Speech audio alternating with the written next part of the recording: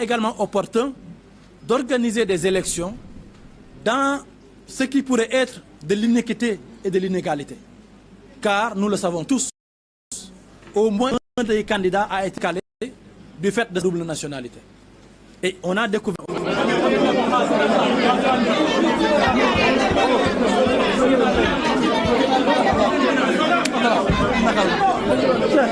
Ah, mais ça fait plaisir.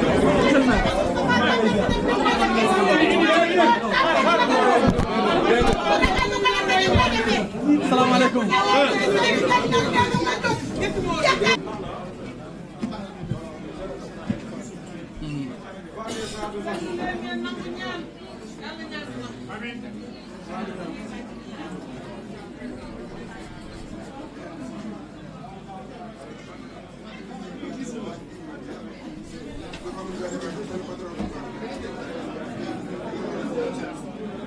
Amin ya rabbil alamin.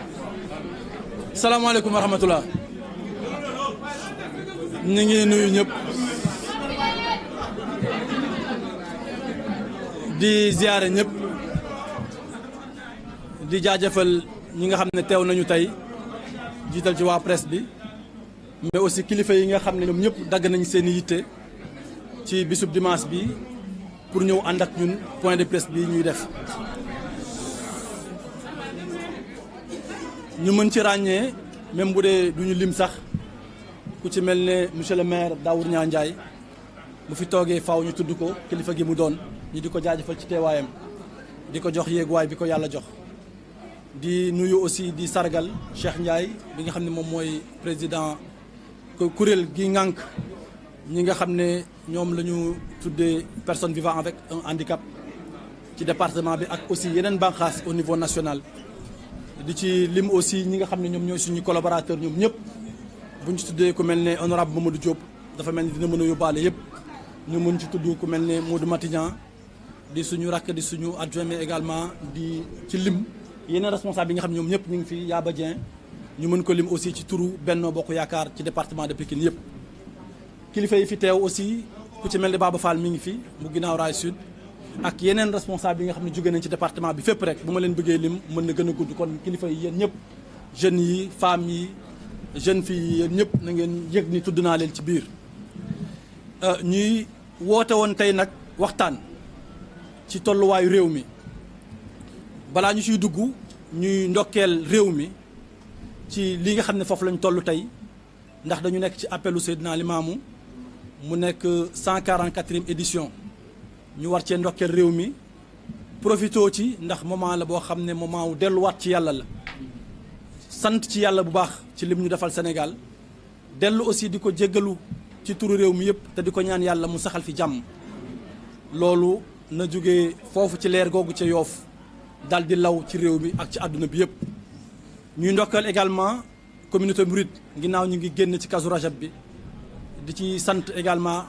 autorités yi nga xam ne yëpp. jàpp nañ ci ba édition bi tamit nekk une grande réussite loolu aussi ñu ngi ciy ndokkeel réew mi yëpp loolu nag du transition ndax bu ñu tuddee kilifa diine yi rek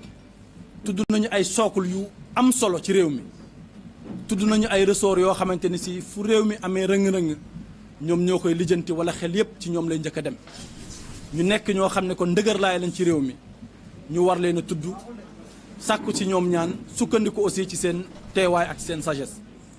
ñuy profité également balaa ñu dugg ci waxtaan bi ndax bi may ñëw ci lañ ma xamal ne ci manifestation yi fi jot a am na kenn ku dëkk fii ci département de Pikine notamment ci commune Guinaw Rail ku yàlla moom bakkanam ci manifestation yooyu ñu di ko jaale njabootam di ko jaale réew mi di ko jaale ki nga xam ne moom la yàlla dogal tey muy le père de la nation ba benn sénégalais bu fi génn àdduna rek mën nañ ne ci njabootam la bokk mu di ko métti lu ñu xam ko te incha allah dinañ ànd ak kilifa yi ak yeneen kilifa dem yóbbu njaalam ci kër googu nga xamante ne si moom moo am décès. ñu am également information bu ñu fi dégg mu di ne suñu frère Daouda Gueye ne dañ ko arrêté Daouda nag bokkuñu camp politique waaye suñu frère la te loolu dañ koy assumer te loolu it mooy richesse diversité Sénégal moo di ne mën nañoo bañ a bokk fi ñu far waaye ñun ñëpp benn njaboot lañu. loolu nag daf may jox occasion pour ma dugg ci ñombaxtalu waxtaan bi li ma ciy jiital rek moom mooy ndokkeel waa Sénégal waaye nag particulièrement waa département de Pikine surtout la jeunesse du département de Pikine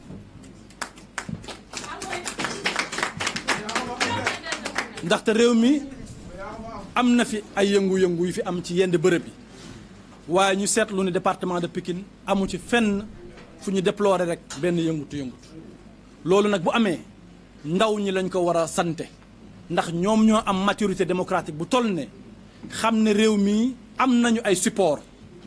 am nañu ay ressort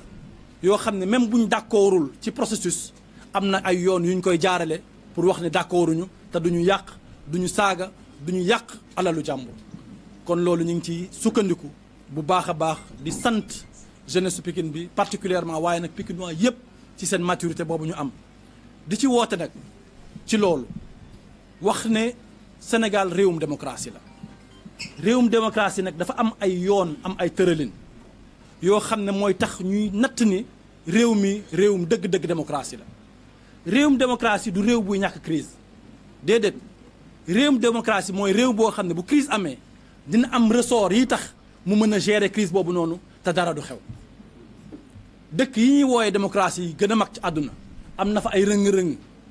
ba yegg ci dimension yoo xam ne ñaanuñu ko yàlla gis suñum réew te njort nañu duñ ko gis suñum réew États-Unis moo ci mujj Capitole am fa ay attaque ba am fa ay mort ñu jàllale vice-président États-Unis ci benn porox ndoll loolu Sénégal du yegg foofu mukk insha allahu rabbi loolu ça veut dire que am nañ maturité démocratique bu toll ne bu ñu amee ay divergence ñu mën ko jaarale ci yoon ak tëralin yi nga xam ne moom la yoon teg pour ñu mën a régler divergence yooyu ñuy fàttali ne contexte bii ñu nekk dafa am benn parti d'opposition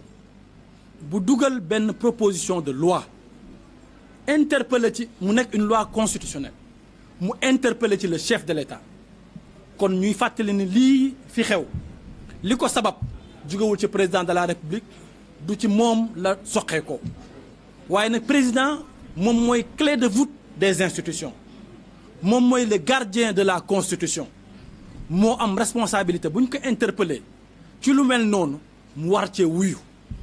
loolu la def wuyu ci en toute responsabilité mais wuyu ci aussi ci li nga xam ne yoon moo ko may muy ay pouvoir am kon foofu la mbir yi déparé ñu di ko fàttali di fàttali ne kon lii fi xew dañ ko war a saytu leeral ko parce que ñi ñu joxoñ mooy ñi nga xam ne ñoo war a saytu élection yi est-ce que dañuy dem élection ci contexte boo xam ne ñi ko war a saytu bu recours waree am fañ ko war a yóbbu ñooñu mi ngi am ay doute yu mag yuy peser ci seen kaw mu nekk situation bu grave kon loolu dañuy sant président de la République bi mu amee hauteur ak sérénité bi tax mu jël décision bi nga xam ne mooy la décision la plus sage ci contexte bi et la plus courageuse aussi parce que c'était pas évident mu déglu opposition boobu nga xamante ni si introduire woon na ce recours là kon courage boobu ak sérénité boobu war nañ ci sant président de la République mais aussi yoon bi nga xamante ni si doxal na ko pour que kenn ku ci nekk ñu jox ko yelleefam est-ce que d'accordoon nañu ci contexte boo xamante ni si éliminer nañ ay candidats ndax benn fait de double nationalité am beneen candidat boo xamante ni si moom ñi ngi feeñal ne am na double nationalité est-ce que bu ñu organiser woon élection ci condition yooyu noonu du nekk inéquité wala inégalité par rapport ak kooku ñu éliminer pour les mêmes faits kon lii mooy sababu courageusement le président de la République jël ses responsabilités pour déglu opposition bi nga xam ne moom moo dugal recours te lii wane ni aussi Sénégal réewum démocratie la tey jii ñuy wax ñun ñëpp ñu ngi bàyyi xel ci conseil constitutionnel ban taxawaay lay am ci recours bii nga xamante ni si introduire nañ ko am yeneen bànqaas yu jël seen droit yi ñu am jébbal fa recours kon loolu day wane ni Sénégal réew bu am maturité démocratique la ñu war cee sant institution yëpp mais aussi war ci sant ñi nga xam ne ñoom ñoo matérialiser cette grande démocratie qu'est le Sénégal kon tey jii ñun askanu Sénégal suñu wareef moom mooy ñu tegu ci yoon lépp loo xamante ni si citoyen lañu yoon may ñu ko ku ci nekk fa nga féete nga mën a laaj sa àq ak sa yelleef ba mat sëkk kon ñu ngi santaat ñi nga xamante ni si ñoom ñoo fi teew ñëpp di sant aussi président de la République di ko feddaliwaat suñu kóllëre ak suñu confiance di ko feddali aussi suñu ànd ak moom tey ak suba ak ginnaaw ëllëg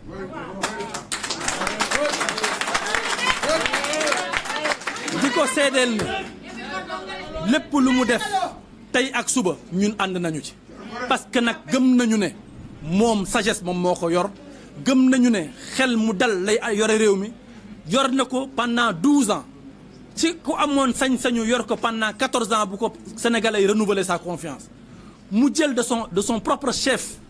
wàññi son septennat indi ko ci quinquennat loolu président Macky Sall kese moo ko mës a def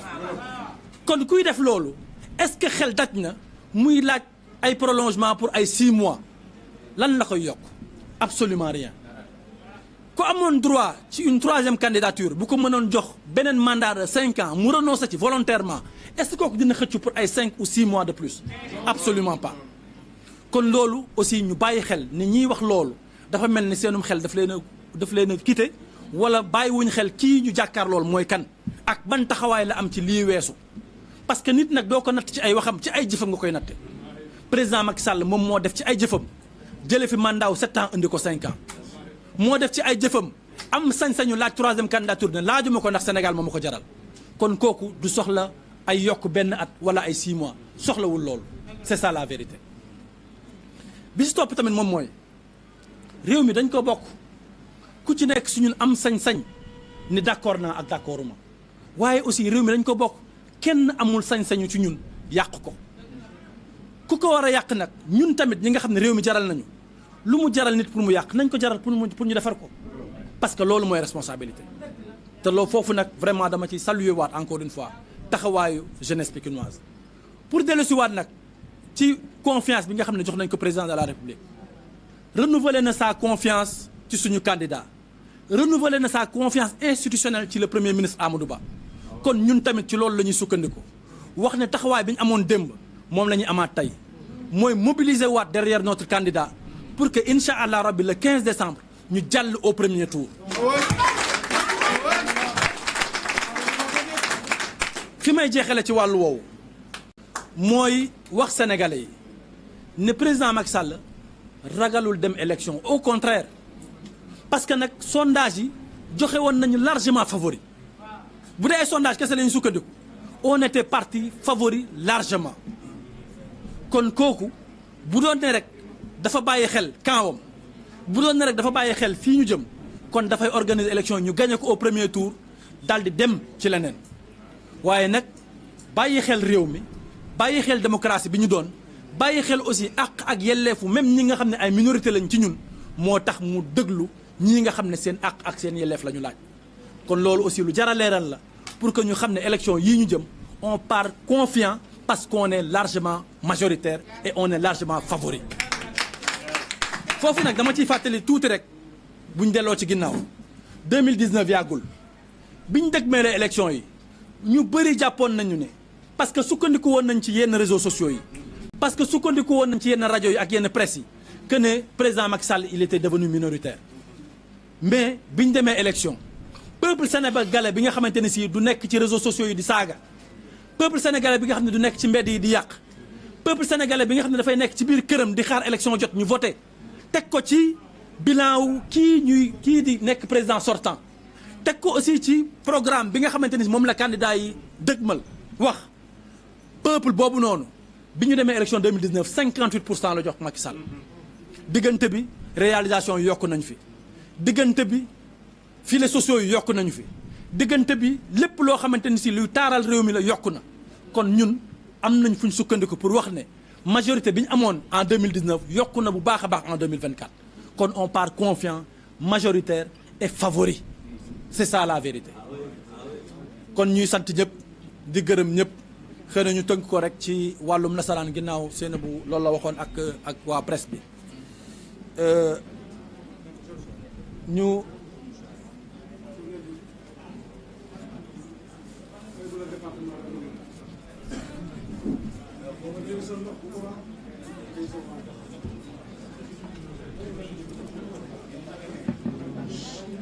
merci.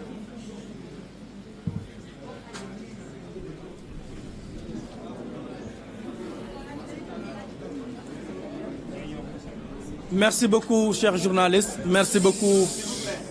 à tous les responsables politiques et responsables sociétaux qui avaient fait le déplacement pour venir assister à cet important point de presse. Nous devons, avant même de commencer, citer et saluer la présence de grands responsables dans ce département de Pikine, à commencer par M. le maire Daour Ndiaye, maire de la ville de Pikine, également grand responsable et dignitaire dans ce département de Pikine, qui a voulu faire le déplacement pour venir honorer de sa présence cet important point de presse. Nous saluons également la présence de tous les responsables politiques, mais également de tous les dignitaires du département de Pikine. Je peux citer Cheikh Ndiaye, qui représente toutes les entités fédérant les personnes vivant avec un handicap, mais également les responsables politiques. Je peux citer le premier adjoint au maire, Mamadou Diop, l'adjoint au maire, Maudou Matignan, le maire, Baba Fall, les responsables jeunes, également adjoints au maire, comme Lamine Soare et autres, Lamine Ndiaye, pour ne pas m'éterniser sur la citation des noms.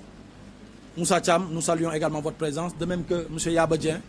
qui représente aujourd'hui tout le Benno Bokk Yakaar du département de Pikine. Je peux citer la présence de tous, y compris le représentant des enseignants, de toutes les entités qui fédèrent les enseignants du département de Pikine et de la commune de Djiddah Thiaroye Kao, les responsables jeunes, femmes, jeunes filles qui avaient fait, vous tous, le déplacement pour venir honorer de votre présence cet important point de presse. Nous saluons également et vous transmettons les salutations de M. le maire de la ville de Pikine, Abdoulaye Timbo, qui n'eût été un empêchement lié à un voyage, aurait été ici avec nous et qui a été informé de ce point de presse également. Ce point de presse a été convoqué pour discuter de la situation du pays. Mais auparavant, nous voudrions saluer et féliciter toute la communauté musulmane du Sénégal à travers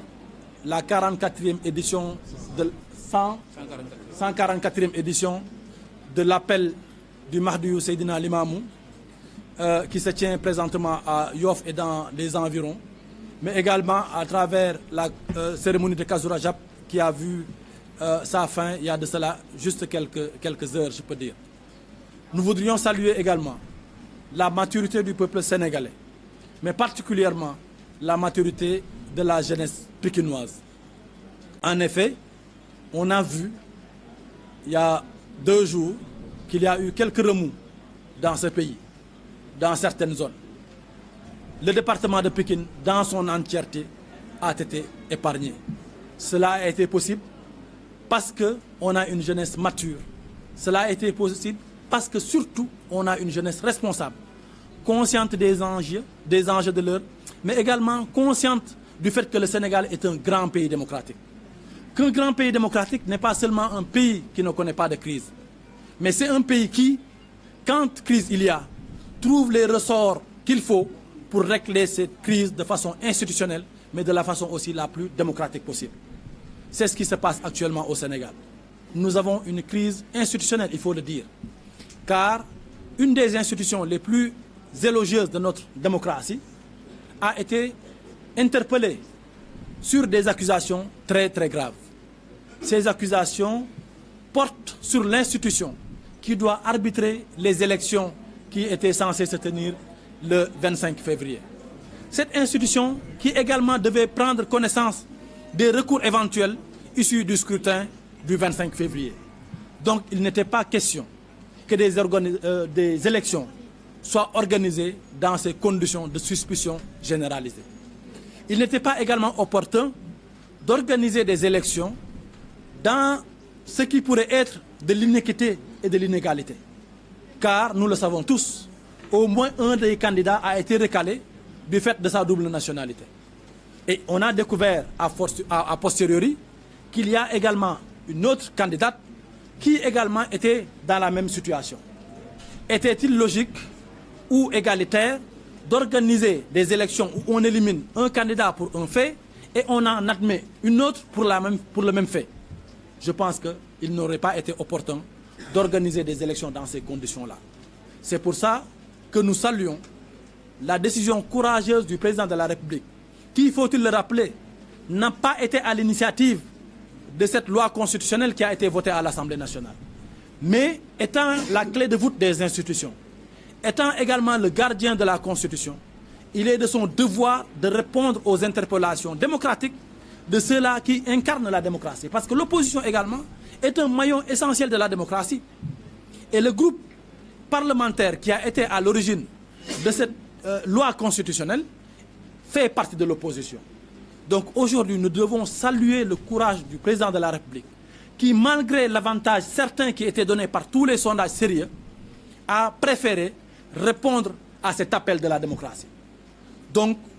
de ce fait, nous manifestons solidarité, engagement et loyauté derrière son Excellence, Monsieur le Président de la République. Pour lui réitérer notre engagement, pour lui réitérer notre encouragement, mais également notre loyauté vis-à-vis de toutes les décisions sages qu'il prend. Parce qu'effectivement, il n'était pas évident que malgré l'avantage qu'il avait pour son candidat, avantage qui était considéré par tous les sondages, qu'il ait pris cette décision courageuse. C'est pour cela que nous nous engageons avec lui dans cette dynamique d'éclaircissement. Parce qu'effectivement, même pour ceux-là, même pour l'honneur de ceux-là qui ont été indexés, aujourd'hui, je crois qu'il est opportun qu'on éclaircisse cette situation. Même pour l'honneur de tous ceux-là qui ont été cités dans ces faits présumés de corruption, il est important que la lumière soit faite. Donc, de ce fait, nous, en tout cas, jeunesse de Pikine, nous, femmes de Pikine, nous, responsables de Pikine, et également, nous autres responsables du Sénégal, qui sommes motivés par la démocratie que nous avons, qui est une grande démocratie, qui n'a absolument rien à envier aux autres démocraties de ce monde-là. Nous autres qui sommes épris de cette démocratie et de sa grandeur, nous nous engageons aux côtés de M. le Président de la République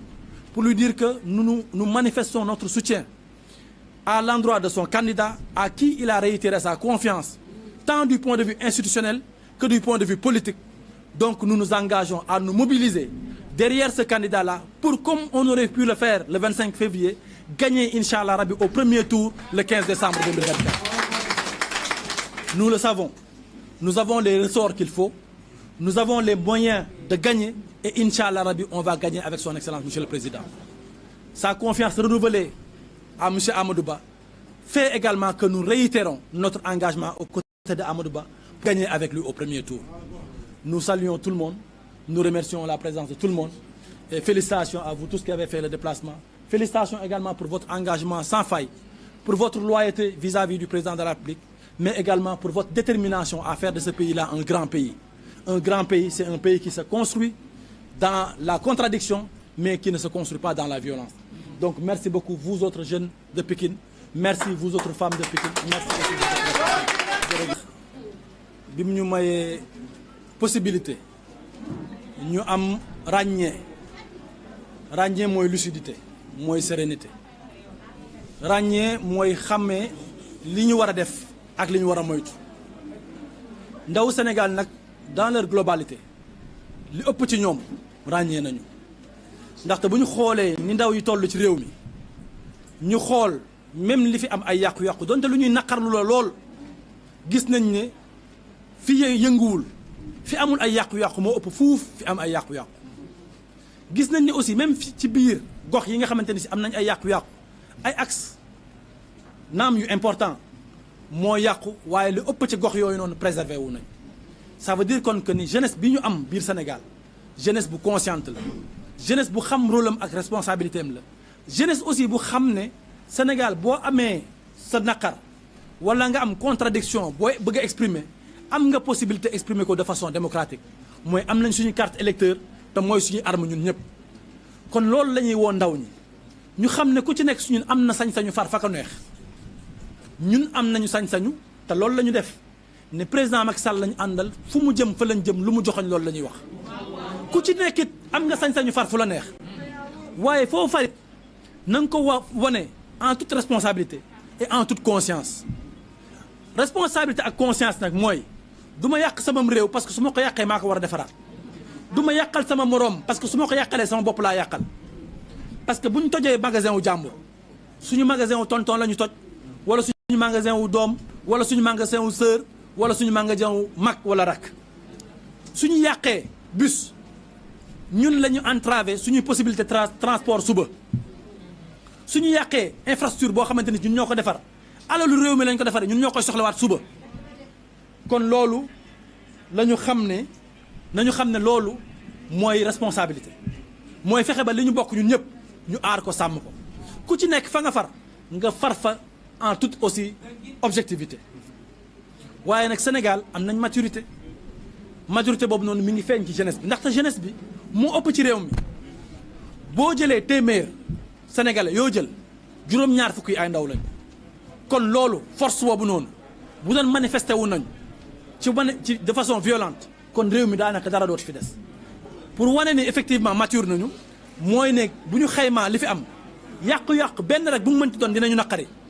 yàqu-yàqu benn bu mu mënti doon bu ñu sañoon du am waaye nag li yàqu xëy na bu doon manifesté wu nañ bu bëree bëri kon doon na gën a yàqu kon nag ñu leen di woowaat ci responsabilité boobu di leen soññiwaat en tant que jeune comme ñoom di leen soññi en tant que sportif comme ñoom ñu ëpp si ñoom en tant que président de club parce que ay ndaw fa nekk di yëngutu en tant que aussi jeune bu dëkk fii ci banlieue bi ñu leen di soññiwaat ci responsabilité boobu pour que ñu xam ne réew mi am nañu ay support yu ñu mën a exprimer suñu désaccord am nañu possibilité sanctionner wala ñu positivement wala négativement loolu suñu carte électeur moo ñu koy may kon jeunes yi ñu ngi leen di soññi pour que ñu dem jëli seen carte électeur ñu ko amagul pour que ñu far fa leen neex bu élection jotee ki ëpp ci ñu ëpp ci sénégalais yi kañu tànn kooku jiite ñu te gëm nañu ne kooku candidat au président Macky Sall lay nekk gëm nañu ne kooku Amadou Ba lay doon li may jeexalee rek moom mooy et loolu je pense que loolu aussi sénégalais bu nekk war na ko def mooy aussi sant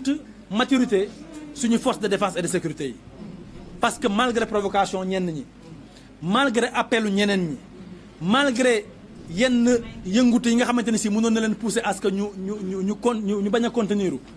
resté nañu dans les limites de l'état de droit